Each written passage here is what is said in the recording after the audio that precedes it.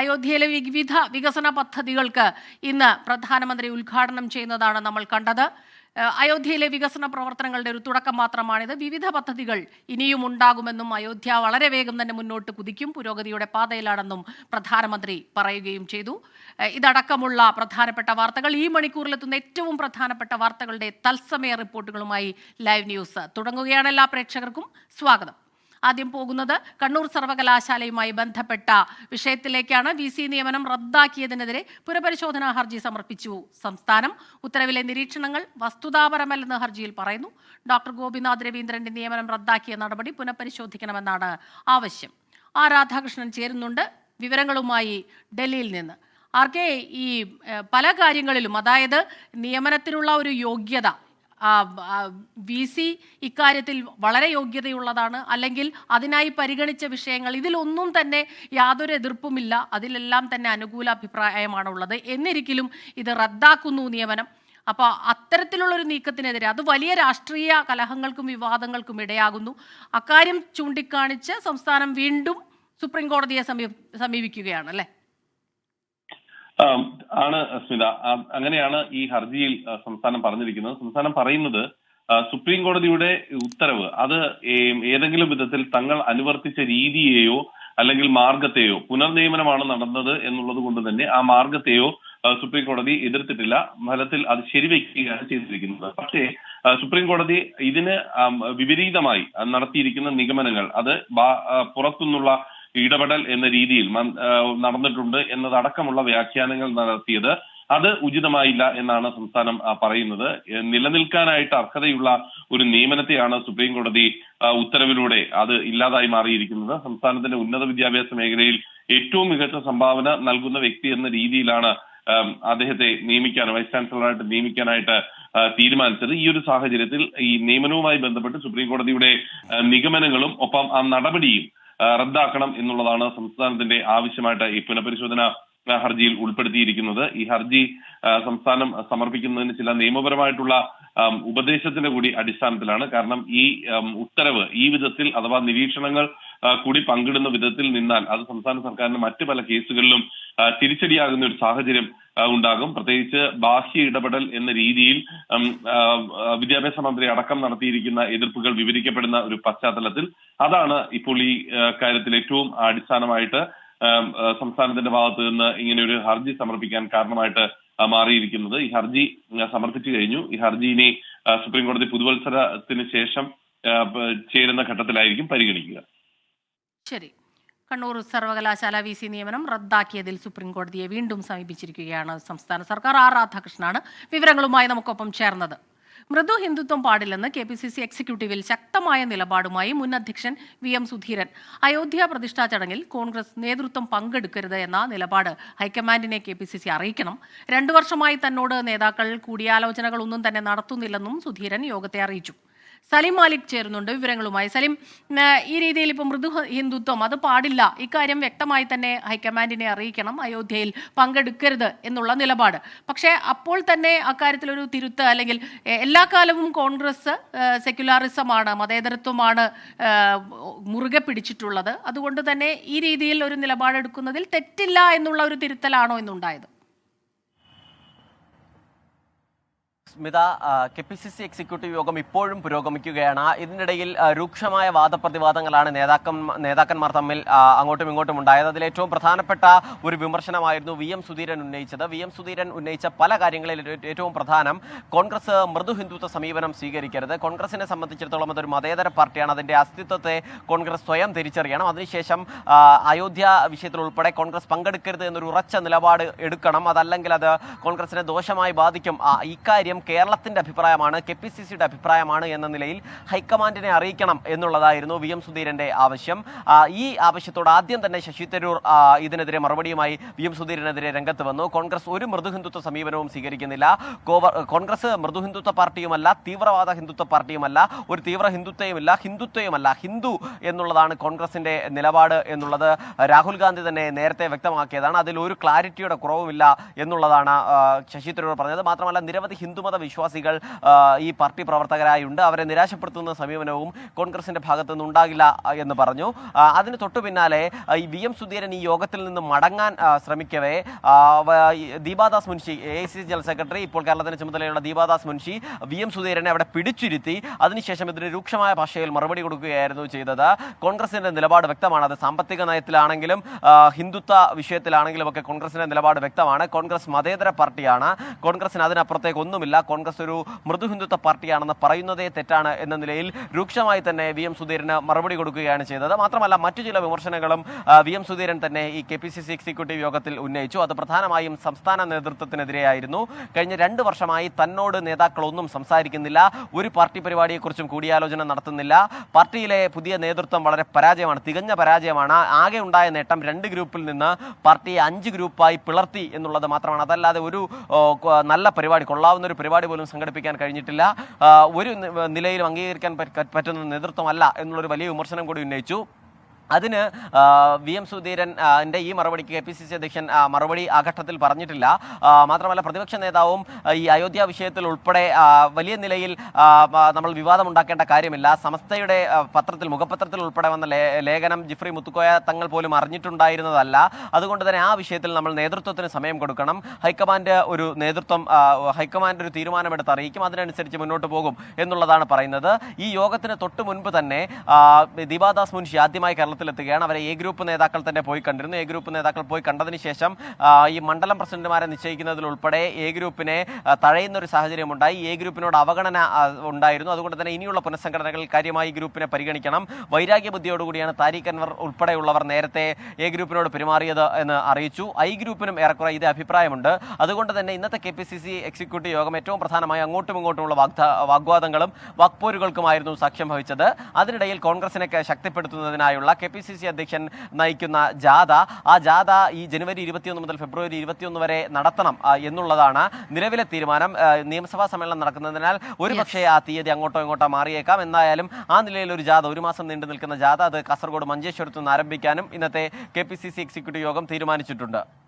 KPCC എക്സിക്യൂട്ടീവിൽ ശക്തമായ നിലപാടുമായി മുൻ അധ്യക്ഷൻ VM സുധീരൻ എത്തി. അയോധ്യ പ്രതിഷ്ഠാ ചടങ്ങിൽ കോൺഗ്രസ് നേതൃത്വം പങ്കെടുക്കരുത് എന്ന നിലപാട് അത് ഹൈക്കമാൻഡിനെ അറിയിക്കണം. മൃദു ഹിന്ദുത്വ നിലപാട് അത് പാടില്ല. ഈ രീതിയിലായിരുന്നു VM സുധീരൻ കാര്യങ്ങൾ അവതരിപ്പിച്ചത്. പക്ഷേ അതങ്ങനെയല്ല.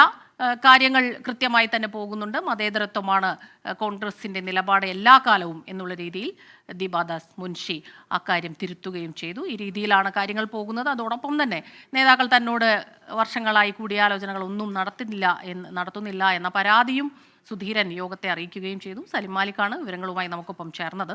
നമ്മൾ ഡൽഹിയിലേക്ക്, അയോധ്യയിലേക്ക് പോവുകയാണ്. ജനുവരി 22 ചരിത്ര നിമിഷത്തിനായി ലോകം കാത്തിരിക്കുകയാണെന്ന് പ്രധാനമന്ത്രി നരേന്ദ്രമോദി. രാംലല്ലയ്ക്ക് ഇപ്പോഴാണ് സ്ഥിരം വാസസ്ഥലമായത്. 15,000 കോടി രൂപയുടെ പദ്ധതികളാണ് അയോധ്യയിൽ നടപ്പാക്കുന്നത്. അയോധ്യയിലെ ജനങ്ങൾക്ക് ഇത് അഭിമാനത്തിന്റെ നിമിഷമാണെന്നും വിമാനത്താവളത്തിന്റെ ഉദ്ഘാടനത്തിനു ശേഷം പ്രധാനമന്ത്രി പറഞ്ഞു. മഹർഷി വാൽമീകി രാജ്യാന്തര വിമാനത്താവളം എന്നാണ് വിമാനത്താവളത്തിന്റെ പേര്. 15,000 करोड़ रुपए से अधिक के विकास कार्यों का शिलान्यास और लोकार्पण हुआ है। इंफ्रास्ट्रक्चर से जुड़े ये काम आधुनिक अयोध्या को देश के नक्शे पर फिर से गौरव के साथ स्थापित करेंगे. അയോധ്യയിലെ റെയിൽവേ സ്റ്റേഷന്റെ നവീകരണ പ്രവർത്തനങ്ങളും പ്രധാനമന്ത്രി ഉദ്ഘാടനം ചെയ്തു. ആർ രാധാകൃഷ്ണൻ ചേരുന്നുണ്ട് വിവരങ്ങളുമായി. ആർക്കെ, പ്രധാനമന്ത്രിയുടെ പ്രസംഗത്തിൽ ഏറ്റവും കൗതുകകരമായ, മലയാളികൾക്ക് കുറച്ച് താല്പര്യമുള്ള ഒരു കാര്യം കൂടെ പറയുകയുണ്ടായി. രാമായണ മാസത്തിൽ കർക്കിടത്തിൽ നാലമ്പലം യാത്ര, അതും ശ്രീരാമനോടുള്ള ബഹുമാനത്തിന്റെ ആരാധനയുടെ ഭാഗമായി തന്നെയാണ് എന്നുള്ള കാര്യം പ്രത്യേകം പരാമർശിക്കുന്നു. കൂടുതൽ എന്തെല്ലാം കാര്യങ്ങൾ പ്രധാനമന്ത്രി പറഞ്ഞു? തീർച്ചയായിട്ടും ഇപ്പോൾ പ്രധാനമന്ത്രി ഈ ചടങ്ങിൽ സംസാരിക്കുകയാണ്. അദ്ദേഹം പറയുന്നത് ലോകം കാത്തിരിക്കുകയാണ്, 22-ാം തീയതിക്ക് വേണ്ടി ലോകം കാത്തിരിക്കുകയാണ്. കഴിഞ്ഞ 9 വർഷമായി രാജ്യത്ത് അടിസ്ഥാന സൗകര്യ വികസന മേഖലകളിൽ വലിയ മാറ്റമാണ് ഉണ്ടായിരിക്കുന്നത്. ആ പുരോഗതി ലോകം കണ്ടു കഴിഞ്ഞു. ഇനി ലോകം കാത്തിരിക്കുന്നത് 22-ാം തീയതിയാണ്. ഇപ്പോൾ പ്രധാനമന്ത്രി അദ്ദേഹത്തിന്റെ പ്രസംഗം അവസാനിപ്പിച്ചിരിക്കുകയാണ്. ഈ നിലവിലുള്ള സാഹചര്യത്തിൽ എല്ലാ വഴികളും അയോധ്യയിലേക്ക് നീളുന്ന ഒരവസ്ഥയാണ് ഇനി 22 വരെ ഉണ്ടാവുക. അതിന് മുന്നോടിയായിട്ടാണ് ഈ വികസന പദ്ധതികൾ ഉദ്ഘാടനം ചെയ്തത്. ഈ ദിവസം തിരഞ്ഞെടുക്കാനായിട്ടുള്ള കാരണവും അദ്ദേഹം പറയുന്നുണ്ട്. കാരണം 30-ാം തീയതി ഡിസംബർ 30 എന്നുള്ളത് പല പ്രധാനപ്പെട്ട സംഭവങ്ങൾക്കും കാരണമായ ദിവസമാണ്. അതുകൊണ്ടാണ് ഈ ദിവസം അയോധ്യയിലെ വികസന പ്രവർത്തികൾ ഉദ്ഘാടനം ചെയ്യാനായിട്ട് തെരഞ്ഞെടുത്തത്. അയോധ്യയെ സംബന്ധിച്ച് ഒരു സ്മാർട്ട് നഗരമാക്കി മാറ്റാനായിട്ടുള്ള ശ്രമങ്ങളാണ് ഇപ്പോൾ ആരംഭിച്ചു കഴിഞ്ഞിരിക്കുന്നത്. എല്ലാ വിധത്തിലുള്ള സഹായവും സംസ്ഥാന കേന്ദ്ര സർക്കാരുകൾ അഥവാ ഡബിൾ എഞ്ചിൻ സർക്കാർ നൽകുന്നുണ്ട്. വലിയ നഗര വികസനം അടുത്ത നാളുകളിൽ അയോധ്യയിൽ യാഥാർത്ഥ്യമാകാൻ പോകുന്നു. ഒരു ക്ഷേത്ര നഗരം എന്നതിലുപരി ഏറ്റവും മികച്ച അടിസ്ഥാന സൗകര്യമുള്ള ഇന്ത്യയിലെ ഒരു നഗരമായിട്ട് അയോധ്യ മാറാനായിട്ട് പോവുകയാണ്. ഇത് BJPയുടെ രാഷ്ട്രീയ പ്രതിബദ്ധതയുടെ ഏറ്റവും അടിസ്ഥാനമായിട്ടുള്ള ഒരു വാഗ്ദാന പൂർത്തീകരണമാണ് എന്നതടക്കമുള്ള കാര്യങ്ങളും അദ്ദേഹം നിരീക്ഷിച്ചു. ഏതായാലും ഈ ഉദ്ഘാടന ചടങ്ങുകൾ എല്ലാം അവസാനിച്ചിരിക്കുന്നു. പ്രധാനമന്ത്രി നേരത്തെ ഈ ഉദ്ഘാടനത്തിന് അനുബന്ധമായിട്ടുള്ള പരിപാടികൾ ഓരോന്നും വിലയിരുത്തുകയും ചെയ്തിരുന്നു. അദ്ദേഹം ലതാ മങ്കേഷ്കർ ചോക്ക്, അയോധ്യയിലെ ഏറ്റവും ഈ രാമപഥ് ആരംഭിക്കുന്ന ഏറ്റവും പ്രധാനപ്പെട്ട ചോക്കാണ് ലതാ മങ്കേഷ്കർ ചോക്ക്. ലതാ മങ്കേഷ്കറുടെ പേരിലാണ് ഈ നിരത്ത് അത് നാമകരണം ചെയ്തിരിക്കുന്നത്. അവിടെ എത്തി ജനങ്ങളെ അഭിസംബോധന ചെയ്തതിനു ശേഷമാണ് ഈ പൊതുപരിപാടിയുടെ ഭാഗമായിട്ട് ഇപ്പോൾ പങ്കെടുത്തുകൊണ്ടിരിക്കുന്നത്. അതോടൊപ്പം തന്നെ പ്രതിഷ്ഠാ ദിനം ജനുവരി 22 ചരിത്ര നിമിഷത്തിനായി കാത്തിരിക്കുന്നു. അതിനായി എല്ലാ ഒരുക്കങ്ങളും സംഘടിപ്പിക്കും. വിപുലമായ രീതിയിലുള്ള ആഘോഷ പരിപാടികൾ ആണ് സംഘടിപ്പിക്കുന്നത് എന്നുള്ള രീതിയിലും പ്രധാനമന്ത്രി പറയുകയുണ്ടായി. ഏത് രീതിയിലാകും എന്നുള്ള കാര്യത്തിൽ കൂടുതൽ പറഞ്ഞോ അദ്ദേഹം ഈ രാമൻ എന്നത് രാജ്യത്ത് എല്ലായിടത്തും എല്ലാവർക്കും വിലപ്പെട്ടതാണ് എന്ന് വ്യക്തമാക്കി. കേരളത്തിന്റെ കാര്യം, കേരളത്തിലും ഈ രാമ ചരിത്രം അത് ആഘോഷിക്കുന്ന സമയം ഉണ്ട് എന്നതുൾപ്പെടെയുള്ള കാര്യം അദ്ദേഹം പറഞ്ഞു. നാലമ്പല ദർശനവുമായി ബന്ധപ്പെട്ട കാര്യമാണ് രാമനെ അനുസ്മരിക്കാൻ കേരളത്തിലെ ജനങ്ങൾ കാട്ടുന്ന വ്യഗ്രതയുടെ ഉദാഹരണമായിട്ട് അദ്ദേഹം വിവരിച്ചത്. സമാനമായിട്ട് മറ്റ് രാജ്യങ്ങളിലെ മറ്റ് സംസ്ഥാനങ്ങളിലെ ജനങ്ങളുടെ ഭാഗത്ത് നിന്ന് ഉണ്ടാകുന്ന ഈ ചടങ്ങുകളും ആചാരങ്ങളെ സംബന്ധിച്ചും പ്രധാനമന്ത്രി വിശദീകരിച്ചു. ഈ ക്ഷേത്ര ഉദ്ഘാടനവുമായി ബന്ധപ്പെട്ടിട്ടുള്ള എല്ലാ ഒരുക്കങ്ങളും തയ്യാറാകുകയാണ്. ഇതിനു വേണ്ടിയിട്ട് ലോകം കാത്തു നിൽക്കുന്നു. ആവശ്യമായിട്ടുള്ള എല്ലാ സഹായങ്ങളും ലഭ്യമാക്കുന്ന വിധത്തിലേക്കാണ് കാര്യങ്ങൾ എത്തുന്നത്. സർക്കാർ അത് തന്റെ നേതൃത്വത്തിലുള്ള സർക്കാരും ഒപ്പം യോഗി ആദിത്യനാഥിന്റെ നേതൃത്വത്തിലുള്ള സംസ്ഥാന സർക്കാരും എല്ലാ വിധത്തിലുള്ള സഹായങ്ങളും ഈ ഘട്ടത്തിൽ നൽകുകയാണ് എന്നതുൾപ്പെടെ അദ്ദേഹം പറഞ്ഞു. അയോധ്യയുടെ മുഖം വരുന്ന നാളുകളിൽ മാറും. അത് റെയിൽവേ അടക്കമുള്ള മേഖലകളിൽ അയോധ്യയ്ക്ക് ഇന്ന് കൈവന്നിരിക്കുന്ന നില അത് ഇതിന്റെ സർക്കാരിന് ഉള്ള ഉദാരതയുടെ തെളിവാണ് എന്നതുൾപ്പെടെയാണ് അദ്ദേഹം നടത്തിയ അവകാശവാദങ്ങൾ. ശരി, രാധാകൃഷ്ണനാണ് വിവരങ്ങളുമായി നമുക്കൊപ്പം ചേർന്നത്. വിമാനത്താവളത്തിന്റെ ഉദ്ഘാടനവും പ്രധാനമന്ത്രി നിർവഹിച്ചിരിക്കുന്നു. ഇന്ന് രാവിലെ മുതൽ റോഡ് ഷോയോടുകൂടി തുടങ്ങി. അതിനുശേഷം റെയിൽവേ സ്റ്റേഷന്റെ വലിയ വിപുലമായ രീതിയിലുള്ള ഉദ്ഘാടന ചടങ്ങ്. അത് അന്താരാഷ്ട്ര വിമാനത്താവളത്തിന് സമാനമായ രീതിയിൽ രൂപകൽപ്പന ചെയ്ത റെയിൽവേ സ്റ്റേഷൻ, അതിന്റെ രൂപകൽപ്പനയെല്ലാം തന്നെ പ്രധാനമന്ത്രി പരിശോധിച്ചു. ഇതിനുശേഷമാണ് വിവിധ വികസന പദ്ധതികൾ ഉദ്ഘാടനം ചെയ്തത്. രാധാകൃഷ്ണനാണ് വിവരങ്ങളുമായി നമുക്കൊപ്പം ചേർന്നത്. അയോധ്യയിൽ മാത്രമല്ല, ആരെവിടെ പോയാലും സമുദായത്തിന്റെ വികാരം വ്രണപ്പെടില്ലെന്നും സമസ്ത അധ്യക്ഷൻ ജിഫ്രി മുത്തുക്കോയ തങ്ങൾ പറഞ്ഞു. സുപ്രഭാതത്തിലെ മുഖപ്രസംഗം സമസ്തയുടെ നിലപാടല്ല, രാഷ്ട്രീയ കക്ഷികളുടെ രാഷ്ട്രീയ നയങ്ങൾ. അതിൽ സമസ്തയ്ക്ക് അഭിപ്രായമില്ല. സമസ്തയ്ക്ക് ഏതായാലും ക്ഷണമില്ല. രാഷ്ട്രീയ പാർട്ടികൾക്ക് ക്ഷണം സ്വീകരിക്കുകയോ തള്ളുകയോ ചെയ്യാമെന്നും ജിഫ്രി മുത്തുക്കോയ തങ്ങൾ പറഞ്ഞു. അയോധ്യ വിഷയം എന്ന് പറഞ്ഞാൽ അത് മുമ്പ് കഴിഞ്ഞല്ലോ, ഞങ്ങൾ അതിനെ പറ്റി പറഞ്ഞല്ലോ. സമസ്തയുടെ ജമീയത്തുലമ ഞങ്ങളുടെ അഭിപ്രായം നമ്മൾ മുമ്പ് രേഖപ്പെടുത്തിയതാണ്. അയോധ്യയിൽ കേസ് ഉണ്ടാകാൻ പാടില്ലാത്ത ഉണ്ടായിപ്പോയി, നമുക്കതിൽ വേദന ഉണ്ട്, ഞങ്ങളതിൽ വേദനിക്കണ്. കോടതി വിധി വന്നപ്പോഴൊക്കെ നമ്മൾ പ്രതികരിച്ചതാണ്. അയോധ്യയിൽ നിന്നപ്പോൾ ഇവിടെ പലരും പല ക്ഷേത്രങ്ങൾ ഉണ്ടാക്കണം, ക്ഷേത്രം ഉദ്ഘാടനം ചെയ്യപ്പെടുന്നു. ഇതൊക്കെ ഇവിടെ ഇന്ത്യ രാജ്യമല്ലേ. അല്ല, കോൺഗ്രസ് ആരെവിടെ പോയാലും സമുദായത്തിന്റെ വികാരത്തിനൊരു പ്രശ്നമില്ല. സമുദായത്തിലെ വികാരങ്ങളൊക്കെ ഞങ്ങൾ നോക്കിക്കൊണ്ട്. AP വിഭാഗം സമസ്തയുടെ സമ്മേളനത്തിൽ വിയോജിപ്പുണ്ടെന്നും സമസ്ത അധ്യക്ഷൻ പറഞ്ഞു. സുന്നി ഐക്യത്തിന് കുറേ മാനദണ്ഡങ്ങളുണ്ടെന്നും തെറ്റ് തിരുത്തി ആര് വന്നാലും സ്വീകരിക്കുമെന്നും ജഫ്രി തങ്ങൾ പറഞ്ഞു. വിവരങ്ങളുമായി ഷഹദ് റഹ്മാൻ ചേരുന്നുണ്ട്. ഷഹദ്, സുപ്രഭാതത്തിലെ മുഖപ്രസംഗം അത് സമസ്തയുടെ നിലപാടല്ല, അതുമാത്രമല്ല, നമ്മൾ കഴിഞ്ഞ ദിവസങ്ങളിലൊക്കെ കണ്ടതാണ്, ഈ ക്രിസ്മസ് ആഘോഷിക്കുന്നതിൻ്റെ ഭാഗമായിട്ടൊക്കെ തന്നെ ഒരു വിഭാഗം വിമർശനം ഉന്നയിച്ചപ്പോഴൊക്കെ തന്നെ വലിയ വിവാദമാകുന്നു. അതിനെതിരഭിപ്രായവുമായി ഒരുപാട് പേര്, അത് രാഷ്ട്രീയമില്ലാത്ത ഇസ്ലാം മതവിശ്വാസികളും രംഗത്തെത്തിയിരിക്കുന്നു. ഇപ്പോൾ സമസ്ത കൃത്യമായി ഇക്കാര്യം പറയുന്നു. അയോധ്യയിലേക്ക് ക്ഷണിച്ചിട്ടില്ല, ക്ഷണിച്ചവർ പോകുന്നതിനോട് തനിക്ക് അവർ പോവുകയോ പോവാതിരിക്കുകയോ ചെയ്തോട്ടെ, ആ നിലപാടാണ്. തീർച്ചയായും. കാരണം ഈ അയോധ്യ വിഷയത്തിൽ സംസ്ഥയുടെ നിലപാട് കൃത്യമായി പറഞ്ഞു വെക്കുന്നു എന്ന് വേണം നമുക്ക് പറയാൻ.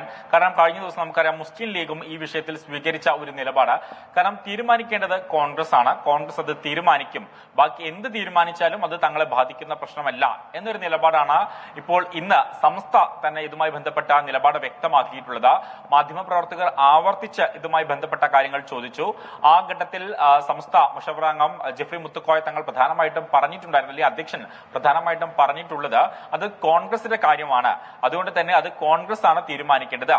പള്ളികൾ നിർമ്മിക്കുന്നു, അമ്പലങ്ങൾ നിർമ്മിക്കുന്നു, അങ്ങനെ പലരും പല കാര്യങ്ങൾ നിർമ്മിക്കുന്നു, അല്ലെങ്കിൽ ക്ഷേത്രങ്ങൾ അമ്പലങ്ങളൊക്കെ നിർമ്മിക്കുന്നു. പക്ഷെ അതൊന്നും തങ്ങളെ ബാധിക്കുന്ന കാര്യമല്ല. ആ കോൺഗ്രസ് പോയാലും ഇല്ലെങ്കിലും അത് കോൺഗ്രസിനെ മാത്രം ബാധിക്കുന്ന കാര്യമാണ്. അങ്ങനെ ഈ വിശ്വാസികളെ അത് വ്രണപ്പെടുത്തുമോ എന്ന ചോദ്യത്തിന് ഒരിക്കലുമില്ല. വിശ്വാസികളുടെ കാര്യം ഞങ്ങൾ നോക്കിക്കോളാം, അത് നിങ്ങൾ നോക്കണ്ട എന്നൊരു മറുപടി ആയിരുന്നു തങ്ങളുടെ ഭാഗത്തു നിന്നും വന്നിട്ടുണ്ടായിരുന്നത്. അതായത് ചുരുക്കത്തിൽ പറഞ്ഞാൽ കോൺഗ്രസ് ഇതിൽ പോയാലും ഇല്ലെങ്കിലും സംസ്ഥയെ സംബന്ധിച്ച വലിയ രീതിയിൽ കുഴപ്പമില്ല എന്നൊരു നിലപാട് സംസ്ഥ പറഞ്ഞു വെക്കുന്നു. അതേസമയം തന്നെ പോകുന്നതിൽ തെറ്റില്ല എന്ന നിലപാട്, അതാണ് ഏറ്റവും ശ്രദ്ധേയം. കാരണം ഇപ്പോൾ തന്നെ നമുക്കറിയാം കോൺഗ്രസ് കഴിഞ്ഞ ദിവസം ഇതുമായി ബന്ധപ്പെട്ട് സ്വീകരിച്ച ഒരു നിലപാട് എന്ന് പറയുന്നത്, അതായത് പോകുന്നതിൽ, അതായത് രാഷ്ട്രീയമായി ഇതിന് പോകുന്നതിൽ പ്രശ്നമുണ്ട്, എന്നാൽ വ്യക്തികൾക്ക് ഇതിൽ പോകുന്നതിൽ വിലക്കില്ല എന്നൊരു സമീപനമാണ് പല ഘട്ടങ്ങളിൽ വന്നിട്ടുണ്ടായിരുന്നത്. അതുപോലെ തന്നെ സംസ്ഥയും ഈ നിലപാടിനോട് യോജിക്കുന്നു എന്ന് വേണം നമുക്ക് ഇന്നത്തെ ഈ പ്രസ്താവനയിൽ നിന്ന് കൂട്ടി വായിക്കാൻ. സമാനമായ രീതിയിൽ തന്നെയാണ് മുസ്ലിം ലീഗും ഈ വിഷയത്തിൽ സ്വീകരിച്ചിട്ടുള്ള നിലപാട് എന്നുള്ളതും വളരെ ശ്രദ്ധേയമായിട്ടുള്ള കാര്യമാണ്. മറ്റൊരു പ്രധാനപ്പെട്ട കാര്യം, ഇന്നത്തെ വാർത്താ സമ്മേളനത്തിൽ ജെഫ്രി മുത്തുക്കോയ തങ്ങളും ഒപ്പം തന്നെ മുഷവറ അംഗങ്ങളും ഒക്കെ തന്നെ പറഞ്ഞൊരു കാര്യം എന്ന് പറയുന്നത്, സംസ്ഥയുടെ 100ാം വാർഷികം വരാനിരിക്കുന്നു. ബാംഗ്ലൂരിലാണ് ഇത്തവണത്തെ 100ാം വാർഷികത്തിന്റെ പരിപാടി നടക്കുന്നത്. അതേസമയത്ത് AP സംസ്ഥയുടെ 100ാം വാർഷികത്തിന്റെ പരിപാടികൾ ആരംഭിക്കുകയും ചെയ്തു. ഈ ഒരു ഘട്ടത്തിൽ മറ്റേ സംഘടന, അതായത് AP സംഘടനയുമായി തങ്ങൾക്ക് യാതൊരുവിധ ബന്ധവുമില്ല. ഇപ്പോൾ നടക്കുന്ന വാർഷിക പരിപാടികളൊന്നും തന്നെ അതുമായി ബന്ധപ്പെട്ട് തങ്ങൾക്ക് യാതൊരുവിധ ബന്ധവുമില്ല.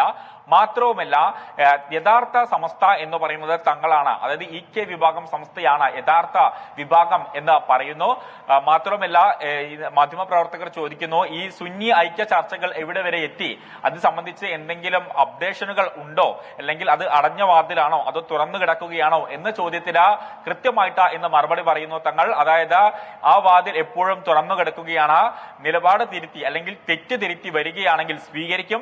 പക്ഷേ ആ ഘട്ടത്തിൽ ചില മാർഗരേഖകൾ അല്ലെങ്കിൽ ചില കാര്യങ്ങൾ മുന്നോട്ട് വെക്കും, അതനുസരിച്ച് മാത്രമേ മുന്നോട്ട് പോകാൻ സാധിക്കുകയുള്ളൂ എന്ന കാര്യവും പറയുന്നു. അത്തരത്തിൽ വിവിധ വിഷയങ്ങൾ, അതുപോലെ തന്നെയായിരുന്നു ഈ കേക്ക് പരാമർശവും. കഴിഞ്ഞ ദിവസം തങ്ങൾ ഉൾപ്പെടെയുള്ള ആളുകൾ കേക്കിൽ ഈ ക്രിസ്മസ് കേക്ക് മുറിക്കുന്നതിൽ പങ്കെടുത്തു. അതിനെതിരെയായിരുന്നു വിമർശനം ഉയർന്നിട്ടുണ്ടായിരുന്നത്. അതിനെ പറഞ്ഞ സുന്നിയിലെ തന്നെ അല്ലെങ്കിൽ EK വിഭാഗത്തിലെ തന്നെ പറഞ്ഞ നേതാവിനെ ഒരിക്കലും തങ്ങൾ തള്ളി പറയുന്നില്ല. മറിച്ച് അത് വികാരം ഉൾക്കൊണ്ട് അത്തരത്തിൽ പരിപാടിയിൽ പങ്കെടുക്കാൻ പാടില്ല, അതിനപ്പുറത്ത് സൗഹാർദ്ദപരമായി ഇത്തരം പരിപാടികളിൽ പങ്കെടുക്കാം എന്നതാണ് സംസ്ഥയുടെ നിലപാട്. ഷാദ് റഹ്മാനാണ് വിവരങ്ങളുമായി ചേർന്നത്. മന്ത്രിസ്ഥാനം വേണമെന്ന ആവശ്യവുമായി Kuttanad MLA Thomas K Thomas LDF നേതൃത്വത്തിന് കത്ത് നൽകി. മന്ത്രിസ്ഥാനം വച്ചു മാറാനുള്ള NCPയിലെ ധാരണ പാലിക്കാൻ ഇടപെടണം എന്നാവശ്യപ്പെട്ടാണ് കത്ത് നൽകിയത്. LDF കൺവീനർ EP ജയരാജനാണ് കത്ത് നൽകിയത്. വിവരങ്ങളുമായി മനീഷ് മഹിപാൽ ചേരുന്നുണ്ട്. മനീഷ്, 2021 ധാരണ അതനുസരിച്ച് ഈ മന്ത്രിസ്ഥാനം വച്ചുമാറണം, 2 MLA-മാർക്കും തുല്യ രീതിയിലുള്ള ഒരു പ്രാമുഖ്യം അത് നൽകണം, ഇക്കാര്യം ആവശ്യപ്പെട്ടാണ് കത്ത് നൽകിയിരിക്കുന്നത്. മറ്റെന്തെല്ലാം കാര്യങ്ങളാണ് ഇതിൽ പറയുന്നത്?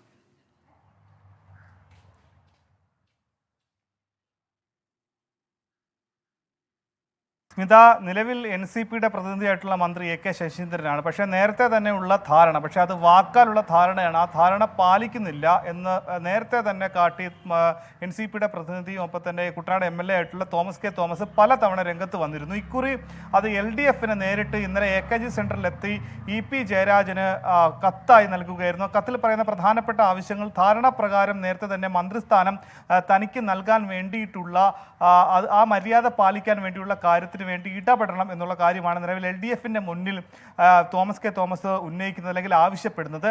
ഇത് സംബന്ധിച്ച് നേരത്തെ തന്നെ പാർട്ടിക്കുള്ളിൽ വലിയ തർക്കം രൂക്ഷമായിരുന്നു. നേരത്തെ തന്നെ NCPയുടെ സംസ്ഥാന അധ്യക്ഷൻ PC ചാക്കോ നിലപാട് വ്യക്തമാക്കിയിരുന്നു. അങ്ങനെ ഒരു ധാരണയുമില്ല, മുഴുവൻ സമയം 5 വർഷവും AK ശശീന്ദ്രൻ തന്നെയായിരിക്കും മന്ത്രി എന്ന നിലപാട് അറിയിച്ചിരുന്നു. പക്ഷേ അങ്ങനെയല്ല, ശരത് പവാറാണ് ഈ നിർദ്ദേശം മുന്നോട്ട് വെച്ചത്. TP പീതാംബരൻ മാസ്റ്റർ സംസ്ഥാന അധ്യക്ഷനായിരിക്കുന്ന സമയത്താണ് ഈ ഒരു ധാരണാ പ്രകാരമുള്ള കാര്യങ്ങളൊക്കെ തന്നെ NCPക്കകത്ത് ചർച്ചയായത്. അത് PC ചാക്കോയ്ക്ക് അറിയാത്ത കാര്യമായിരിക്കാം. പക്ഷേ ഈ ധാരണ സംബന്ധിച്ചുള്ള കാര്യം പാർട്ടിയിലുള്ള നേതൃത്വത്തിന് എല്ലാവർക്കും അറിയാവുന്നിട്ട് പല ആളുകളും അത് അറിയാത്ത പോലെ നടിക്കുകയാണ്. ഇത് സംബന്ധിച്ച് നിലവിൽ EP ജയരാജന് കത്ത് കൈമാറിയിട്ടുണ്ടെങ്കിലും വരുന്ന ദിവസങ്ങളിൽ ഇത് മുഖ്യമന്ത്രി പിണറായി വിജയന്റെ കൂടി ശ്രദ്ധയിൽപ്പെടുത്തുമെന്നാണ് NCPയുടെ പ്രതിനിധി ഒപ്പം തന്നെ Kuttanad MLA Thomas K Thomas അറിയിക്കുന്നത്. ദേശീയ നേതൃത്വം കൂടി കൈയൊഴിഞ്ഞതോടുകൂടിയാണ് സംസ്ഥാന LDF-ന്റെ മുന്നിൽ ഇതൊരു ചർച്ചാ വിഷയമാക്കി പുതിയ മന്ത്രിസഭാ പുനഃസംഘടന അല്ലെങ്കിൽ അഴിച്ചുപണിയുടെ പശ്ചാത്തലത്തിൽ തനിക്ക് കൂടി ഒരു അവസരം വേണമെന്നുള്ള ആവശ്യം അദ്ദേഹം LDF-ന്റെ മുൻപാകെ വെക്കുന്നത്. സ്മിത. ശരി, മനീഷ് മഹിപാലാണ് ഈ വാർത്തയുടെ കൂടുതൽ വിശദാംശങ്ങൾ നൽകിയത്. 24 ബിഗ് ബ്രേക്കിംഗ്. മുഖ്യമന്ത്രിക്ക് ബോംബ് ഭീഷണി. കുഴിബോംബ് വയ്ക്കുമെന്ന് എറണാകുളം ADM-ന്റെ ഓഫീസിൽ കത്ത് ലഭിച്ചു. പഴയ കമ്മ്യൂണിസ്റ്റുകളാണ് കത്തയക്കുന്നത് എന്നാണ് ഇതിൽ പറയുന്നത്. നവകേരള സദസ്സിന്റെ മാറ്റിവെച്ച യോഗം തൃക്കാക്കരയിൽ നടക്കാൻ ഇരിക്കുന്നതിനിടെയാണ് കത്ത് ലഭിച്ചത്. തൃക്കാക്കര പോലീസ് അന്വേഷണം തുടങ്ങിയിട്ടുണ്ട്. വിവരങ്ങളുമായി അശ്വിൻ പാലാഴി ചേരുന്നുണ്ട്. അശ്വിൻ, ഇതത്ര നിസ്സാരമായിട്ട് എടുക്കേണ്ട ഒരു കാര്യമല്ല. പ്രത്യേകിച്ച് ഈ നവകേരള സദസ്സ് മാറ്റിവെച്ചത് നടക്കാനിരിക്കുന്ന ഒരു പശ്ചാത്തലം കൂടിയുണ്ട്. ഏത് രീതിയിലാണ് ഇതിനെ കാണുന്നത്? പോലീസ് ഏത് രീതിയിൽ അന്വേഷണം നടത്തും?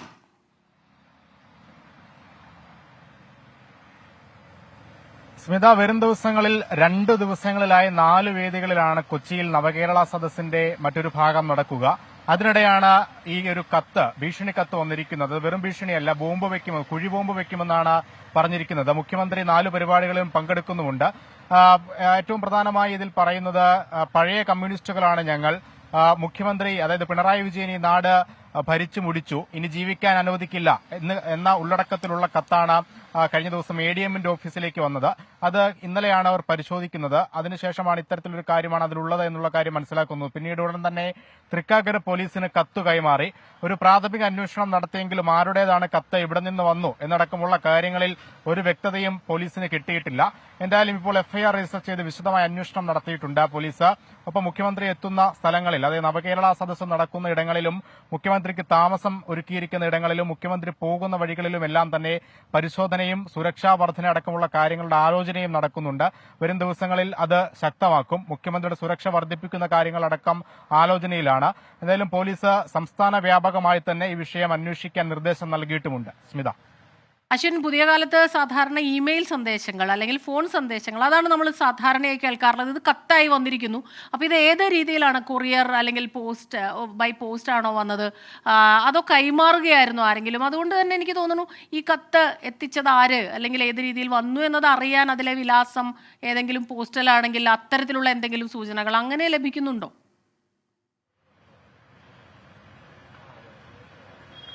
പോസ്റ്റൽ വഴി വന്നു എന്നുള്ളതാണ് നമുക്ക് പ്രാഥമികമായി ലഭിക്കുന്ന വിവരം. അതിന്റെ അടിസ്ഥാനത്തിൽ ഈ കത്തിന്റെ ഫ്രം അഡ്രസ് നോക്കിയെങ്കിലും അത് ലഭ്യമായിട്ടില്ല. അതിൽ അടക്കം ദുരൂഹതയുണ്ട്. അതോ ഇതാരെങ്കിലും കബളിപ്പിക്കാൻ വേണ്ടി ചെയ്യുന്നതാണോ, തമാശയ്ക്ക് ചെയ്തതാണോ അടക്കമുള്ള കാര്യങ്ങളിലും പോലീസിന് സംശയമുണ്ട്. വിശദമായി തന്നെ അന്വേഷിക്കുന്നുണ്ട്. ഈ പോസ്റ്റൽ വഴി ലഭിച്ചതായതുകൊണ്ട് തന്നെ പോസ്റ്റ് ഓഫീസുകൾ കേന്ദ്രീകരിച്ചും ആ ഡിപ്പാർട്ട്മെന്റ് സഹകരണത്തോടു കൂടിയുമുള്ള അന്വേഷണമാണ് ആദ്യഘട്ടത്തിൽ നടത്തിയത്. അതിൽ വ്യക്തമായ തുമ്പൊന്നും പോലീസിന് ലഭിച്ചിരുന്നില്ല. അതിനുശേഷമാണ് സംസ്ഥാന വ്യാപകമായ എല്ലാ പോലീസ് സ്റ്റേഷനുകളിലേക്കും ഇത്തരത്തിലൊരു സന്ദേശം കൈമാറിയത്. ഇതിന്റെ അടിസ്ഥാനത്തിൽ ഈ കൈയക്ഷരമടക്കം ശാസ്ത്രീയമായി പരിശോധിക്കാനുള്ള നടപടിയുമുണ്ട്. പക്ഷെ അതിനൊക്കെ കാലതാമസം എടുക്കുന്നതാണ്. അതിനോടകം തന്നെ 2-ാം തീയതി അടക്കമുള്ള ദിവസങ്ങളിലാണ് കൊച്ചിയിൽ നവകേരള സദസ്സിനായി മുഖ്യമന്ത്രി എത്തുന്നത്. എന്തായാലും അതിനു മുന്നേ തന്നെ ഇത് ആരുടെ കത്താണ്, എവിടെ നിന്ന് വന്നു, ഇതിന്റെ ഉദ്ദേശം എന്താണെന്നടക്കമുള്ള കാര്യങ്ങളിൽ ഒരു വ്യക്തത വരുത്തേണ്ടത് പോലീസിന് കൂടി അനിവാര്യതയാണ്. അത് എത്രയും വേഗം ആ നടപടികളിലേക്ക് കടക്കുക അല്ലെങ്കിൽ ഇതിന് പിന്നിലുള്ളവരെ കണ്ടെത്തുക എന്നുള്ളതാണ് പോലീസിന്റെ പ്രധാന ലക്ഷ്യം. അതുകൊണ്ട് തന്നെയാണ് വലിയൊരു സംഘം, ഈ സംസ്ഥാനത്തെ മുഴുവൻ പോലീസിന്റെയും സഹകരണത്തോടുകൂടി ഇത്തരത്തിലൊരു കത്തും അതിന്റെ ആധികാരികതയും അടക്കം പരിശോധിക്കുന്നത്. എന്തായാലും കഴിഞ്ഞ ദിവസങ്ങളിൽ സോഷ്യൽ മീഡിയകളിൽ ചില ഭീഷണികളും പരിഹാസവുമൊക്കെ ഉണ്ടായിരുന്നു. അത്തരത്തിൽ തീവ്രമായ പോസ്റ്റുകൾ ഇട്ടവരെ കൂടി കേന്ദ്രീകരിച്ച് ഇതിന്റെ അന്വേഷണം സൈബർ സെല്ലിന്റെ നീളുന്നുണ്ട്. അതായത് തീവ്രമായി മുഖ്യമന്ത്രിക്കെതിരെ പോസ്റ്റ് ഇടുകയും ഭീഷണി മുഴക്കുകയും ചെയ്ത ആളുകൾ ഒറിജിനൽ അക്കൗണ്ടുകൾ ഇതിലില്ല എന്നുള്ള വിവരം കൂടി വരുന്നുണ്ട്. എന്തായാലും അത്തരത്തിലുള്ള ഫേസ്ബുക്ക് പോസ്റ്റുകൾ കേന്ദ്രീകരിച്ചും ഈ അന്വേഷണം നടക്കുകയാണ്. എന്തായാലും വിശദമായി തന്നെ അന്വേഷണം മുന്നോട്ട് പോകുന്നുണ്ട്. ഇതുവരെയും ഒരു തുമ്പും പക്ഷേ ഇതുമായി ബന്ധപ്പെട്ട് ലഭിച്ചിട്ടുമില്ല. സ്മിത. ശരി. എറണാകുളം ADMന്റെ ഓഫീസിലാണ് മുഖ്യമന്ത്രിക്ക് ബോംബ് ഭീഷണി പറഞ്ഞിട്ടുള്ള കത്ത് ലഭിച്ചത്. പഴയ കമ്മ്യൂണിസ്റ്റുകളാണ് കത്ത് അയക്കുന്നതെന്നാണ് പറയുന്നത്. നവകേരള സദസ്സിന്റെ മാറ്റിവെച്ച യോഗം തൃക്കാക്കരയിൽ നടക്കാനിരിക്കുന്ന സന്ദർഭം കൂടിയാണ്. വളരെ ഗൗരവത്തോടെയാണ് ഇതിനെ കാണുന്നത്. തൃക്കാക്കര പോലീസ് അന്വേഷണം തുടങ്ങിയിട്ടുണ്ട്. അശ്വിൻ പാലാഴി വിവരങ്ങളുമായി ചേരുകയായിരുന്നു. പുതുവത്സരാഘോഷങ്ങൾക്ക് സുരക്ഷയൊരുക്കാൻ കർശന നടപടികളുമായി പോലീസ്. ഫോർട്ട് കൊച്ചിയിൽ 1000-ലേറെ പോലീസുകാരെ നിയോഗിക്കുമെന്ന് Kochi city police commissioner A. Akbar പറഞ്ഞു. നാളെ വൈകിട്ട് 3 മണി മുതൽ ഫോർട്ട് കൊച്ചിയിലേക്ക് ഗതാഗതം അനുവദിക്കില്ല. ലഹരി പരിശോധന വ്യാപകം ആക്കുമെന്നും A. അക്ബർ പറഞ്ഞു. മാനവീയം വീതിയിൽ സുരക്ഷ ശക്തമാക്കുമെന്ന് Thiruvananthapuram city police commissioner CH Nagaraju അറിയിക്കുന്നു. ബീച്ചുകളിലും ഹോട്ടലുകളിലും 12 മണിക്ക് ശേഷം ആഘോഷം അനുവദിക്കില്ല. 13 DYSPമാർ, 25 ഇൻസ്പെക്ടർമാർ, 60 SIമാർ ഉൾപ്പെടെ 1000-ൽ പരം പോലീസുകാരെ ഫോർട്ട് കൊച്ചിയിലെ ന്യൂ ഇയർ ആഘോഷങ്ങൾക്ക് മാത്രമായിട്ട് വിനിയോഗിക്കുന്നുണ്ട്. അതുകൂടാതെ സിറ്റിയിലെ മറ്റ് ഭാഗങ്ങളിലും ന്യൂ ഇയറുമായി ബന്ധപ്പെട്ട് പല ആഘോഷങ്ങളും നടക്കുന്നുണ്ട്. അപ്പോൾ ഏകദേശം 2000-ഓളം പോലീസുകാരെ സിറ്റിയിൽ മാത്രം കൊച്ചി സിറ്റിയുടെ കീഴിൽ ഇതുമായി ബന്ധപ്പെട്ട് ഡ്യൂട്ടിക്കായിട്ട് നമ്മൾ വിനിയോഗിക്കുന്നുണ്ട്. 12 മണിക്ക് ഇനി നമുക്ക് ബീച്ച് ഭാഗത്തൊക്കെ എൻട്രി കൊടുക്കില്ല. അത് എല്ലാ വർഷവും ചെയ്യുന്നതാണ്. ബാരിക്കേഡ് ചെയ്തിട്ട് ഓൺലി എക്സിറ്റ് മാത്രമേ നമ്മൾ അനുവദിക്കാറുണ്ട്. എൻട്രി ഇനി നമ്മൾ 12 മണി കഴിഞ്ഞിട്ട് ബീച്ചിലോട്ട് അനുവദിക്കില്ല, ഏത് ബീച്ചാണെങ്കിലും. പിന്നെ ഹോട്ടൽസിലെ DJ പാർട്ടീസ് ആണെങ്കിൽ 12:30 വരെ എല്ലാ കാര്യങ്ങളും അവർ തീർക്കണം എന്നുള്ള ഒരു നിർദ്ദേശം നമ്മൾ കൊടുത്തിട്ടുണ്ട്. അത് 12 ആണെങ്കിൽ ഒരു 12:40 ആവും. പക്ഷേ ആ സമയം വരെ എല്ലാ കാര്യങ്ങളും അവർ പുറത്തേക്ക് അയക്കണം. വിവരങ്ങളുമായി വിഷ്ണു സുരേഷ് ചേരുന്നുണ്ട്. വിഷ്ണു, കാര്യം സുരക്ഷയാണ്, നിയന്ത്രണങ്ങളാണോ ഒക്കെ ശരിയാണെങ്കിലും ന്യൂ ഇയർ അടിച്ചു പൊളിക്കാനിരിക്കുന്നവർക്ക് ചെറിയൊരു നിരാശയുണ്ടാക്കുന്ന കാര്യങ്ങളാണ് അല്ലേ? ഒരല്പം നിരാശയുണ്ട്. പക്ഷെ അത് സുരക്ഷയുടെ ഭാഗമായാണ് എന്നുള്ളതാണ് ഏറ്റവും പ്രധാനപ്പെട്ട കാര്യം. കാരണം കഴിഞ്ഞ തവണ തലനാരിഴക്കാണ് ഫോർട്ട് കൊച്ചി കാർണിവലിൽ വലിയൊരു ദുരന്തം ഒഴിവായത്. പക്ഷേ 250 പേർക്ക് അപ്പോഴും ഈ തിക്കിലും തിരക്കിലും പെട്ട് ദേഹാസ്വസ്ഥ്യം അനുഭവപ്പെട്ടിരുന്നു. അത്തരം സാഹചര്യം ഇനി ഉണ്ടാകരുത് എന്ന് കർശന നിർദ്ദേശം ഉന്നത പോലീസ് മേധാവികളിൽ നിന്ന് കൊച്ചി സിറ്റി പോലീസിന് ലഭിച്ചിട്ടുണ്ട്. ആ ഒരു പശ്ചാത്തലത്തിലാണ് പഴുതടച്ചുള്ള സുരക്ഷ ഉറപ്പാക്കിയിരിക്കുന്നത്. 1000 പോലീസ് ഉദ്യോഗസ്ഥരെ വിന്യസിച്ചായിരിക്കും സുരക്ഷാ നടപടികൾ ഉറപ്പാക്കുക. അത് പ്രധാനമായും ഈ ഫോർട്ട് കൊച്ചിയിലേക്ക് പ്രവേശിക്കുന്ന കവാടത്തിൽ ഉൾപ്പെടെയായിരിക്കും പ്രാഥമിക പരിശോധനകൾ ഉണ്ടാകുക. അതിനുശേഷം അകത്തേക്ക് വരുംതോറും കൂടുതൽ പരിശോധനകൾ ഉണ്ടാകും. അതോടൊപ്പം ഈ തീരപ്രദേശങ്ങൾ കേന്ദ്രീകരിച്ചും അതോടൊപ്പം ഈ ബോട്ട് ജെട്ടികൾ കേന്ദ്രീകരിച്ചും എല്ലാം പോലീസിന്റെ പരിശോധന ഉണ്ടാകും. 12 മണിക്ക് ഈ പാപ്പാനിയെ കത്തിച്ച ശേഷം ഒറ്റയടിക്ക് ഈ പുറത്ത് പരേഡ് ഗ്രൗണ്ടിൽ നിന്ന് പുറത്തേക്ക് പോകാൻ ഒരു ആളുകളെ അനുവദിക്കില്ല എന്നാണ് ഏറ്റവും പ്രധാനപ്പെട്ട കാര്യം.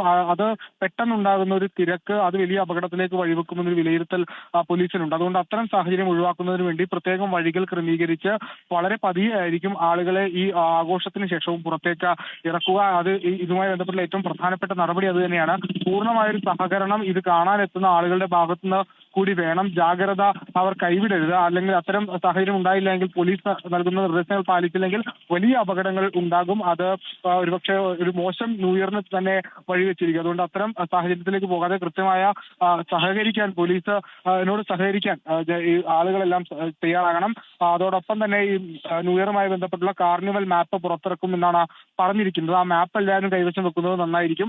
കാരണം ആശയക്കുഴപ്പങ്ങൾ ഒഴിവാക്കാൻ ആ മാപ്പ് സഹായിക്കും എന്നും ജില്ലാ ഭരണകൂടം വ്യക്തമാക്കുന്നുണ്ട്. നിലവിലൊരു വശത്ത് വിവാദങ്ങളൊക്കെ നടക്കുന്നുണ്ട്. പക്ഷെ അതിനെയൊന്നും ആ വിവാദങ്ങളെല്ലാം മറികടന്നുകൊണ്ട് അതിനെല്ലാം അവഗണിച്ചുകൊണ്ട് കൊച്ചി കാർണിവലിന്റെ ആഘോഷങ്ങൾ പുരോഗമിക്കുകയാണ്. ഒരുക്കങ്ങൾ അവസാന വട്ടത്തിലേക്ക് എത്തുന്നു. അല്പസമയത്തിനകം നമ്മൾ മനസ്സിലാക്കുന്നതനുസരിച്ച് പരേഡ് ഗ്രൗണ്ടിലെ പാപ്പാനിയെ ഉയർത്തും. അതിന്റെ നിർമ്മാണ പ്രവർത്തനങ്ങൾ പൂർണ്ണമായും പൂർത്തിയായിട്ടുണ്ട്. ശരി, വിഷ്ണു സുരേഷാണ് വിവരങ്ങളുമായി ചേർന്നത്. വലിയ രീതിയിലുള്ള സുരക്ഷാ നിയന്ത്രണങ്ങളാണ് ഇത്തവണ ഏർപ്പെടുത്തിയിട്ടുള്ളത്. ബീച്ചുകളിൽ ആഘോഷം 12 മണി വരെ മാത്രം, അർദ്ധരാത്രി 12 മണി വരെ മാത്രം. മറ്റാഘോഷങ്ങൾക്ക് 12:30 വരെയാണ് സമയം അനുവദിച്ചിട്ടുള്ളത്. അതിനുശേഷം നിയന്ത്രണമാണ്. മറ്റൊരു പ്രധാനപ്പെട്ട വാർത്തയിലേക്കാണ് ഇനി പോകുന്നത്. KB ഗണേഷ് കുമാറിന്റെ സത്യപ്രതിജ്ഞയ്ക്ക് മുൻപ് ഗതാഗത വകുപ്പിൽ നടത്തിയ കൂട്ടസ്ഥലം മാറ്റം മരവിപ്പിച്ചു. ആന്റണി രാജു രാജിവെച്ച് KB ഗണേഷ് കുമാർ മന്ത്രിയായി സത്യപ്രതിജ്ഞ ചെയ്യുന്നതിന് മുൻപാണ് ട്രാൻസ്പോർട്ട് കമ്മീഷണർ S. ശ്രീജിത്ത് സ്ഥലം മാറ്റത്തിന് ഉത്തരവ് പുറത്തിറക്കിയത്. മന്ത്രിയുടെ സത്യപ്രതിജ്ഞയ്ക്ക് പിന്നാലെ ഉത്തരവ് മരവിപ്പിക്കുകയായിരുന്നു. അഖിൽ ഷാ അൻസാർ ചേരുന്നുണ്ട് വിവരങ്ങളുമായി. അഖിൽ ഷാ, ഇത് എന്താണ് യഥാർത്ഥത്തിൽ സംഭവിച്ചത്? ഈ ഉത്തരവ് മരവിപ്പിക്കുമ്പോൾ അത് സത്യപ്രതിജ്ഞ ചെയ്തതിന് ശേഷം, പക്ഷേ മന്ത്രിയുടെ ഒരു ഇടപെടൽ അത് അങ്ങനെ ആ രീതിയിൽ വരാനുള്ള ഒരു സമയമൊന്നും ആയിട്ടില്ല. എന്താണ് യഥാർത്ഥത്തിൽ സംഭവിച്ചത്? സ്മിത, ഈ ഗതാഗത വകുപ്പിൽ 57 പേരുടെ കൂട്ട സ്ഥലമാറ്റം എന്ന തരത്തിലൊരു ഉത്തരവ് പുറത്തു വന്നിരുന്നു. ഇതിൽ ഏറ്റവും പ്രധാനമായും നമ്മൾ പറയേണ്ടത് ഈ ഗണേഷ് കുമാർ മന്ത്രിയായി സ്ഥാനമേറ്റ് അരമണിക്കൂറിനകം തന്നെ അദ്ദേഹം ഇതിൽ ഇടപെട്ടു എന്നുള്ളതാണ്. ഈ മന്ത്രിസ്ഥാനം വഹിക്കുന്നതിന് തൊട്ട് മുൻപ്, അതായത് അരമണിക്കൂർ മുൻപാണ് ഇത്തരത്തിൽ ഗതാഗത വകുപ്പ് ഒരു ഉത്തരവ് പുറപ്പെടുവിച്ചത്. 57 പേരെ കൂട്ടമായി സ്ഥലം മാറ്റുന്ന ഒരു ഉത്തരവായിരുന്നു അത്. ഈ മന്ത്രിസ്ഥാനമേറ്റതിന് തൊട്ടു പിന്നാലെയാണ് അദ്ദേഹം ഇക്കാര്യത്തിൽ ഇടപെടുകയും ഈ 57 പേരുടെ സ്ഥലം മാറ്റം അത് മരവിപ്പിക്കുകയും ചെയ്യുന്നത്. നേരത്തെയും ഇത്തരത്തിൽ ഈ ഗതാഗത വകുപ്പിൽ ചില സ്ഥാനക്കയറ്റങ്ങളുമായി ചില വിവാദങ്ങൾ ഉണ്ടായിരുന്നു. അതായത് നേരത്തെയും ഇത്തരത്തിലൊരു കൂട്ട സ്ഥലമാറ്റം ഉണ്ടായ സാഹചര്യത്തിൽ അതിൽ ചില പ്രശ്നങ്ങളുണ്ട്, ചില കാര്യങ്ങൾ അതിലുണ്ടെന്നത് ചൂണ്ടിക്കാട്ടി ഗതാഗത വകുപ്പ് അതുപോലെ തന്നെ മന്ത്രി ആന്റണി രാജു ഉൾപ്പെടെ ഇടപെട്ട് നേരത്തെയും ഇത്തരത്തിൽ ഈ മരവിപ്പുകൾ സംഭവിച്ചിരുന്നു. അതിന് പിന്നാലെയാണ് ഈ ചില ഉദ്യോഗസ്ഥർക്ക് കൂടി താല്പര്യമുള്ള ഒരു സ്ഥലം മാറ്റമാണ് ഇതെന്ന് ചൂണ്ടിക്കാട്ടി ഇപ്പോൾ ഗണേഷ് കുമാർ മന്ത്രിയും ഇത്തരത്തിലൊരു നടപടി സ്വീകരിച്ചിരിക്കുന്നത്. ശരി, അഖിൽ ഷാ അൻസാറാണ് വിവരങ്ങളുമായി നമുക്കൊപ്പം ചേർന്നത്. പുതുവത്സരാഘോഷം നടക്കാനിരിക്കെ സംസ്ഥാനത്ത് നാളെ പെട്രോൾ പമ്പുകൾ രാത്രി 8 മണി വരെ മാത്രം. പെട്രോൾ പമ്പ് ജീവനക്കാർക്ക് നേരെയുള്ള അതിക്രമങ്ങൾ വർദ്ധിക്കുന്ന സാഹചര്യത്തിലാണ് പെട്രോളിയം ഡീലേഴ്സ് അസോസിയേഷന്റെ ഈ തീരുമാനമെത്തുന്നത്. അജീഷ് ജയകുമാർ ചേരുന്നുണ്ട് വിവരങ്ങളുമായി. അജീഷ്, ഇതും അതെ നാളത്തെ ഈ നവവത്സര ആഘോഷങ്ങളുടെയൊക്കെ ഭാഗമായിട്ട് 8 മണിക്ക് മുമ്പേ പെട്രോൾ പമ്പിൽ നിന്ന് ഇന്ധനം അടിക്കേണ്ട ഒരവസ്ഥ വരുന്നു. ഒരു ചെറിയ വിഷമം തന്നെയാണ്. ഇത് ഇങ്ങനെ ഒരു തീരുമാനത്തിലേക്ക് ഇവരെത്തിയത് എന്തുകൊണ്ടാണ്? സ്മിത, തീർച്ചയായിട്ടും സംസ്ഥാനത്ത് നാളെ വ്യാപകമായിട്ട് പുതുവത്സരാഘോഷങ്ങൾ നടക്കുന്നുണ്ട്. ഒരുപാട് പേർ പുതുവത്സരാഘോഷങ്ങളിലായി പല സ്ഥലങ്ങളിലേക്കും പോകുന്ന ഒരു സാഹചര്യം കൂടിയുണ്ട്. അതുകൊണ്ട് തന്നെ രാത്രി 8 മണി മുതൽ പിറ്റേ ദിവസം ജനുവരി 1 പുലർച്ചെ 6 മണി മുതൽ ഈ പെട്രോൾ പമ്പുകൾ അടച്ചിടുമ്പോൾ ഒരുപാട് ബുദ്ധിമുട്ടുകൾ നേരിടേണ്ടി വരും. എന്തായാലും ഈ ഒരു സൂചനാ പണിമുടക്കിലേക്ക് പെട്രോളിയം ഡീലേഴ്സ് അസോസിയേഷൻ എത്താനുള്ളൊരു കാരണം കഴിഞ്ഞ ഒരു വർഷത്തിനിടയിൽ ഉണ്ടായ 2 പ്രധാനപ്പെട്ട സംസ്ഥാനത്തുണ്ടായ അതിക്രമങ്ങളാണ്. ഒന്ന് എലത്തൂർ ട്രെയിൻ തീവെപ്പ് കേസും മറ്റൊന്ന് ഈ കളമശ്ശേരി സ്ഫോടന കേസും. ഈ കേസുമായി ബന്ധപ്പെട്ട് ഈ പെട്രോൾ പമ്പുകളിൽ നിന്ന് കുപ്പിയിൽ പെട്രോൾ വാങ്ങി ഈ പ്രതികൾ അതിക്രമം നടത്തിയെന്നാണ് ഈ പ്രധാനപ്പെട്ട പോലീസിന്റെ കണ്ടെത്തൽ. അതുകൊണ്ട് തന്നെ ഈ സംസ്ഥാന DGP പെട്രോൾ പമ്പുകൾക്ക് ഒരു നിർദ്ദേശം നൽകിയിരുന്നു. ഇനി ആർക്കും ഇപ്പോൾ പ്ലാസ്റ്റിക് കുപ്പികളുമായി വരുന്ന ആർക്കും തന്നെ പെട്രോൾ പമ്പുകളിൽ നിന്നും പെട്രോൾ കൊടുക്കരുതെന്നൊരു നിർദ്ദേശം DGP നൽകിയിരുന്നു. പക്ഷേ ഈ പല സ്ഥലങ്ങളിലും ഈ രാത്രി ഈ ചെറുപ്പക്കാർ പെട്രോൾ പമ്പിൽ കുപ്പികളുമായി വരുമ്പോൾ അത് നൽകാത്തൊരു സാഹചര്യം ഉണ്ടാകുമ്പോൾ പെട്രോൾ പമ്പ് ജീവനക്കാർക്ക് നേരിലേക്ക് ഈ അതിക്രമം ഉണ്ടാകുന്ന ആക്രമിക്കുകയും മർദ്ദിക്കുകയും ചെയ്യുന്ന പല സാഹചര്യങ്ങളും ഉണ്ടാവുകയും ഇത് തുടരുന്ന ഒരു തുടർ പരമ്പര തന്നെ സംസ്ഥാനത്തിൻ്റെ പല ഭാഗങ്ങളിൽ ഉണ്ടാവുകയും ചെയ്തു. ഈ ഒരു സാഹചര്യത്തിൽ കൂടിയാണ് ഇങ്ങനെ ഒരു പണിമുടക്ക് നടത്താൻ ഈ പെട്രോൾ പമ്പിലെ ഡീലേഴ്സ് അസോസിയേഷൻ തീരുമാനിച്ചത്. കൂടാതെ മറ്റ് 6 ആവശ്യങ്ങൾ കൂടി ഇവർ ഉന്നയിക്കുന്നുണ്ട്. ഈ സാമൂഹ്യ വിരുദ്ധരുടെ ആക്രമണം നടത്തുന്നവർക്ക് മാതൃകാപരമായി ശിക്ഷ ഉറപ്പുവരുത്തണമെന്ന് ആവശ്യപ്പെട്ടുകൊണ്ട് സർക്കാരിന് ഒരു നിവേദനം സമർപ്പിച്ചിരുന്നു. ഈ ആരോഗ്യ പ്രവർത്തകർക്ക് നേരെ അതിക്രമം ഉണ്ടായപ്പോൾ സർക്കാർ പ്രത്യേകം ഒരു നിയമം പാസ്സാക്കി അവരെ അതിക്രമിക്കുന്നവരുടെ മാതൃകമായ ശിക്ഷ ഉറപ്പാക്കുന്ന ഒരു ബിൽ പാസ്സാക്കിയിരുന്നു. സമാനമായ രീതിയിൽ പെട്രോൾ പമ്പ് ജീവനക്കാർക്ക് നേരെയുള്ള അതിക്രമങ്ങൾ തടയാനുള്ള ഒരു ബില്ല് നിയമം കൊണ്ടുവരണമെന്നൊരു ആവശ്യം ഇവർ ഉന്നയിക്കുന്നുണ്ട്. കൂടാതെ തന്നെ 7 വർഷങ്ങൾക്ക് മുമ്പാണ് ഇവരുടെ പെട്രോളിന് 50 രൂപ ഉണ്ടായിരുന്ന സമയത്ത് ഒരു കമ്മീഷനാണ് പെട്രോൾ പമ്പിലെ ഡീലേഴ്സിനുണ്ടായിരുന്നത്. അത് വർദ്ധിപ്പിക്കണമെന്നൊരു ആവശ്യവും ഇവർ ഉന്നയിച്ചിട്ടുണ്ട്. മാത്രമല്ല ഈ മാനദണ്ഡങ്ങൾ പാലിക്കാതെ 2020 ശേഷം കേരളത്തിൽ അനുവദിച്ച പുതിയ പെട്രോൾ പമ്പുകൾ ഇവർക്കെതിരെ നടപടിയെടുക്കണമെന്ന് ആവശ്യപ്പെടുന്നുണ്ട്. കൂടാതെ തന്നെ ജില്ലാ കളക്ടർ പുതിയ പെട്രോൾ പമ്പുകൾ അനുവദിക്കുമ്പോൾ അതിൻ്റെ മാനദണ്ഡങ്ങൾ കൃത്യമായി പാലിക്കുന്നുണ്ടോ എന്ന് പരിശോധിക്കണമെന്നും ഇവർ ആവശ്യപ്പെടുന്നുണ്ട്. അങ്ങനെ പല ആവശ്യങ്ങളാണ് ഈ പെട്രോൾ പമ്പ് ഡീലേഴ്സ് അസോസിയേഷൻ ഈ സൂചനാ പണിമുടക്കുമായി ബന്ധപ്പെട്ട് ഉന്നയിച്ചിരിക്കുന്നത്. ഈ സൂചനാ പണിമുടക്കിൽ നടപടി ഉണ്ടായില്ലെങ്കിൽ ഇവർ വരും മാസങ്ങളിൽ അല്ലെങ്കിൽ മറ്റൊരു ദിവസം തീരുമാനിച്ച ശേഷം രാത്രികാലങ്ങളിൽ പൂർണ്ണമായും പെട്രോൾ പമ്പുകൾ അടച്ചിടുന്നതിലടക്കമുള്ള സമരപരിപാടിയിലേക്ക് കടക്കുമെന്നാണ് അറിയിച്ചിട്ടുള്ളത്. സ്മിത. ശരി, അജീഷ് ജയകുമാറാണ് വിവരങ്ങളുമായി ചേർന്നത്. നാളെ രാത്രി 8 മണി മുതൽ പിറ്റേ ദിവസം രാവിലെ 6 മണി വരെയാണ് പെട്രോൾ പമ്പുകൾ അടച്ചിടുക. വിവിധ ആവശ്യങ്ങൾ ഉന്നയിച്ച് ഒരു പ്രതിഷേധ സൂചകമായി തന്നെയാണ് ഈ അടച്ചിടൽ തീരുമാനം പ്രഖ്യാപിച്ചിട്ടുള്ളത്. ഗുസ്തി മത്സരങ്ങൾ എത്രയും വേഗം പുനരാരംഭിക്കണമെന്ന് ഗുസ്തി താരം ബജ്രംഗ് പൂനിയ. കുറേ മാസങ്ങളായി ഗുസ്തി മേഖല സ്തംഭനാവസ്ഥയിലാണ്. ദേശീയ തലത്തിൽ പരിപാടികളോ ക്യാമ്പുകളോ സംഘടിപ്പിച്ചിട്ടില്ല. 7 മാസത്തിനു ശേഷം വരുന്ന ഒളിമ്പിക്സിനെ ഗൗരവത്തോടെ ആരും കാണുന്നില്ലെന്നും ബജ്രംഗ് പൂനിയയുടെ എക്സ്പോസ്റ്റ്. വിവരങ്ങളുമായി അച്യുതൻ ചേരുന്നുണ്ട്. അച്യുതൻ, വളരെ ഗൗരവത്തോടെ കാണേണ്ട ഒരു വിഷയമാണിത്. ഒളിമ്പിക്സിന് ഇനി അധിക സമയമില്ല, കൃത്യമായ പരിശീലനം നടത്തേണ്ടിയിരിക്കുന്നു. ഈ ഒരു അവസ്ഥയിൽ ഇപ്പോൾ കഴിഞ്ഞ കുറേ നാളുകളായി ഉണ്ടായ വിവാദങ്ങൾ, രാഷ്ട്രീയ വിവാദങ്ങളെല്ലാം തന്നെ ഉണ്ടായി. അതേ തുടർന്ന് ഇങ്ങനെ സ്തംഭനാവസ്ഥയിലാകുന്നു. തീർച്ചയായിട്ടും അത് ഗുസ്തി താരങ്ങളുടെ ഭാവിയെ അത് വല്ലാതെ ബാധിക്കും. എന്താണ് പിന്നീട് എക്സിൽ ഇദ്ദേഹം പറഞ്ഞിട്ടുള്ള കൂടുതൽ വിവരങ്ങൾ?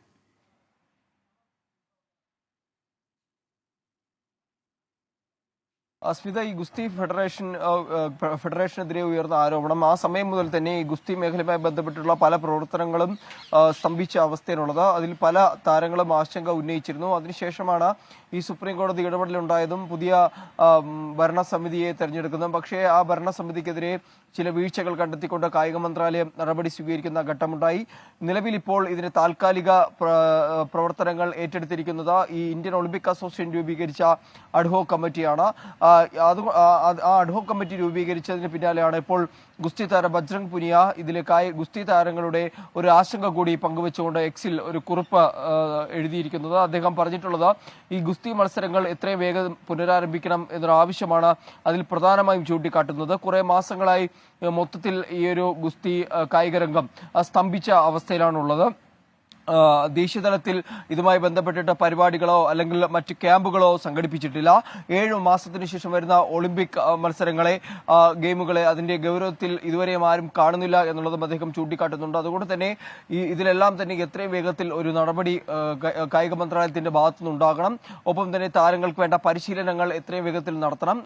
നിലവിൽ ഈ കഴിഞ്ഞ മത്സരങ്ങളിലൊക്കെ തന്നെ ഗുസ്തി കായിക രംഗം മെച്ചപ്പെട്ട ഒരു ഫലം നൽകുന്ന ഒരു ഫലം നൽകുന്നതാണ് കാണാൻ കഴിഞ്ഞത്. അതുകൊണ്ട് തന്നെ എത്രയും വേഗം താരങ്ങൾക്ക് പരിശീലനം നൽകിക്കൊണ്ട് ഈ ഒളിമ്പിക് ഗെയിമിന് വേണ്ട തയ്യാറെടുപ്പുകൾ അതിലേക്ക് കടക്കണമെന്നൊരു ആവശ്യം കൂടിയാണ് അദ്ദേഹം ഈ എക്സ് കുറിപ്പിലൂടെ ഇപ്പോൾ മുന്നോട്ട് വച്ചിരിക്കുന്നത്. സ്മിത, കായിക മന്ത്രാലയത്തോടാണ് അഭ്യർത്ഥന. കൃത്യമായി പരിശീലനങ്ങൾ പുനരാരംഭിക്കണമെന്നാണ് എക്സിൽ ബജ്രംഗ് പൂനിയയുടെ പോസ്റ്റ്.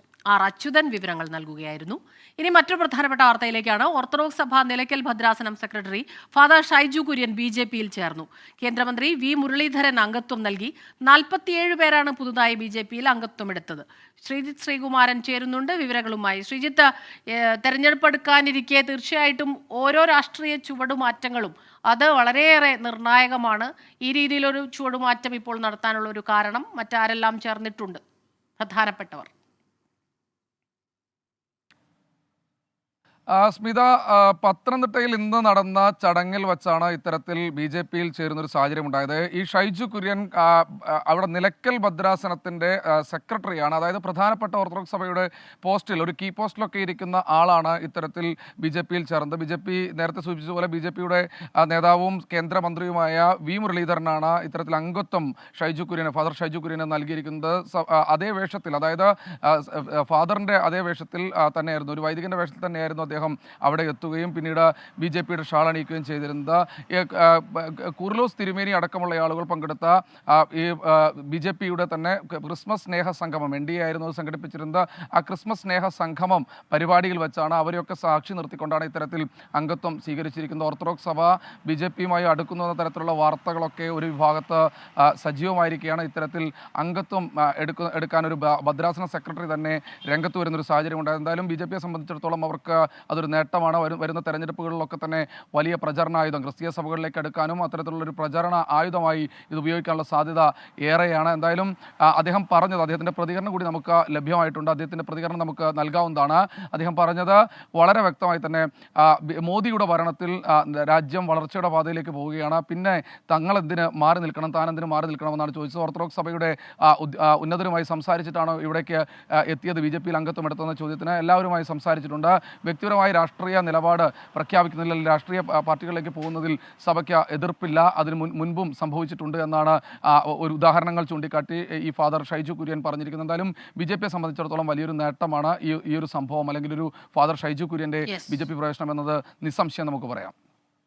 ശ്രീജിത്ത് തുടരുക. മറ്റൊരു വാർത്തയുടെ കൂടുതൽ വിശദാംശങ്ങൾ കൂടി നൽകേണ്ടതുണ്ട്. പത്തനംതിട്ട തിരുവല്ല ബിലീവേഴ്സ് ആശുപത്രിയിൽ MBBS വിദ്യാർത്ഥി കെട്ടിടത്തിൽ നിന്ന് വീണു മരിച്ചു എന്ന വാർത്ത കൂടി വരുന്നുണ്ട്.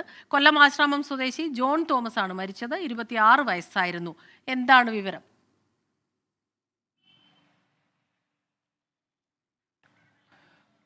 തീർച്ചയായും തിരുവല്ല ബിലീവേഴ്സ് ആശുപത്രിയിൽ ഇന്നലെ രാത്രി 10 മണിയോടുകൂടിയാണ് വളരെ വേദനിപ്പിക്കുന്ന ഞെട്ടിക്കുന്ന സംഭവം നടന്നിരിക്കുന്നത്. നമ്മൾ ഏറ്റവും ഒടുവിൽ മനസ്സിലാക്കുന്ന പ്രകാരം പോലീസിൽ നിന്ന് നടക്കുന്ന അടക്കം ലഭിക്കുന്ന വിവരത്തിൻ്റെ അടിസ്ഥാനത്തിൽ ഇപ്പോൾ അറിയാൻ കഴിയുന്നത് രാത്രി ഒരു 10 മണിയോടുകൂടി ഈ ഹോസ്റ്റൽ കെട്ടിടത്തിൻ്റെ മുകളിൽ നിന്നാണ് ഇങ്ങനെ വിദ്യാർത്ഥി വീണു മരിക്കുന്ന ഒരു സാഹചര്യം ഉണ്ടായത്.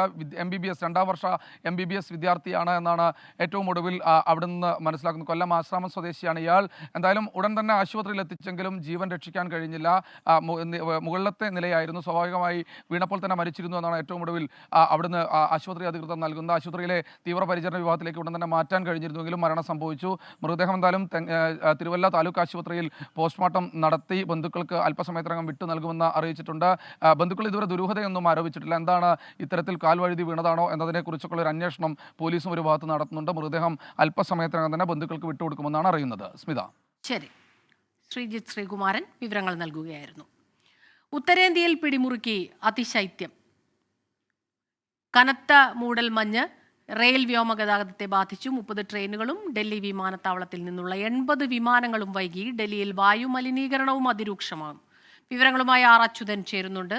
അച്യുതൻ, ഈ അതിശൈത്യത്തിന്റെ പിടിയിലായിരിക്കുന്നു. ഇപ്പോൾ എന്തെല്ലാം തരത്തിലുള്ള നിയന്ത്രണങ്ങളാണ്, എന്തെല്ലാം മാർഗനിർദ്ദേശങ്ങളുണ്ട്? സ്മിത, ഇന്ന് ഏറ്റവും താഴ്ന്ന അന്തരീക്ഷ താപനില രേഖപ്പെടുത്തിയത് 9 ഡിഗ്രി സെൽഷ്യസ് ആണ്. പൊതുവെ ഈ മൂടൽമഞ്ഞും അതിശക്തമായിരിക്കുകയാണ്. അതാണ് ഈ വ്യോമ ട്രെയിൻ ഗതാഗതത്തെ എല്ലാം ബാധിച്ചിരിക്കുന്നത്. ഇന്ന് 30 ട്രെയിനുകൾ വൈകിയോടുന്ന ഒരു സ്ഥിതി ഉണ്ടായി. 80-ലധികം വിമാനങ്ങൾ, ഡൽഹിയിൽ ഇറങ്ങേണ്ടിയിരുന്ന വിമാനങ്ങൾ വൈകിയിരുന്നു. ഒപ്പം തന്നെ ഈ നിരത്തിലോടുന്ന വാഹനങ്ങൾക്കും ജാഗ്രതാ നിർദ്ദേശങ്ങൾ നൽകിയിട്ടുണ്ട്. ഏതെങ്കിലും തരത്തിലുള്ള പുകമഞ്ഞിന്റെ ഒരു സാന്നിധ്യം ഉണ്ടായിക്കഴിഞ്ഞാൽ ഫോഗ് ലൈറ്റുകൾ അമിത വേഗതയിൽ വാഹനം ഓടിക്കരുത് എന്നുള്ള ഒരു നിർദ്ദേശമാണ് സർക്കാർ ഈ നിരത്തിലെ വാഹനങ്ങൾക്ക് നൽകിയിട്ടുള്ളത്. കാരണം കഴിഞ്ഞ ദിവസങ്ങളിൽ പല അപകടങ്ങളും ഇതുമൂലം ഉണ്ടായ സാഹചര്യത്തിൽ കൂടിയാണ് സർക്കാർ ഇത്തരത്തിലൊരു നിർദ്ദേശം നൽകിയിരിക്കുന്നത്. ഒപ്പം ഡൽഹിയെ സംബന്ധിച്ച ഈ വായു മലിനീകരണം കൂടി രൂക്ഷമായിരിക്കുകയാണ്. കാറ്റിന്റെ വേഗത കുറഞ്ഞതും താപനിലയിൽ ഉണ്ടായ ഇടിവുമാണ് ഇത്തരമൊരു സാഹചര്യം ഇപ്പോൾ സൃഷ്ടിച്ചിരിക്കുന്നത്. കഴിഞ്ഞ ഒരാഴ്ചയായി എയർ ക്വാളിറ്റി ഇൻഡെക്സ് 400 മുകളിൽ തന്നെ തുടരുകയാണ്. ഗാസിയാബാദ്, ഗുരുഗ്രാം, ഫരീദാബാദ്, നോയിഡ എന്നീ മേഖലകളെല്ലാം തന്നെ അപകടാവസ്ഥയിൽ തുടരുന്നു. നിലവിൽ സർക്കാർ ഗ്രാബ് 3 പ്രകാരമുള്ള നിയമങ്ങളാണ് നടപ്പിലാക്കിയിട്ടുള്ളത്. ഒരുപക്ഷെ ഇനി മലിനീകരണം തുടരുന്ന ഒരു സാഹചര്യം ഉണ്ടായിക്കഴിഞ്ഞാൽ ഗ്രാബ് 4 നടപ്പിലാക്കിയേക്കും എന്നുള്ള സൂചനകൾ കൂടി ലഭിക്കുന്നുണ്ട്. എന്തായാലും ഈ അതിശൈത്യത്തോടൊപ്പം വായു മലിനീകരണം കൂടി രൂക്ഷമായ ഒരു അവസ്ഥയാണ് പൊതുവെ ഡൽഹിയിലുള്ളത്. ഉത്തരേന്ത്യയിൽ അതിശൈത്യം രൂക്ഷമാകുന്നു. കനത്ത മൂടൽമഞ്ഞ് റെയിൽ വ്യോമഗതാഗതത്തെ ബാധിച്ചു. ആർ അച്യുതനാണ് വിവരങ്ങളുമായി ഡൽഹിയിൽ നിന്നും ചേർന്നത്.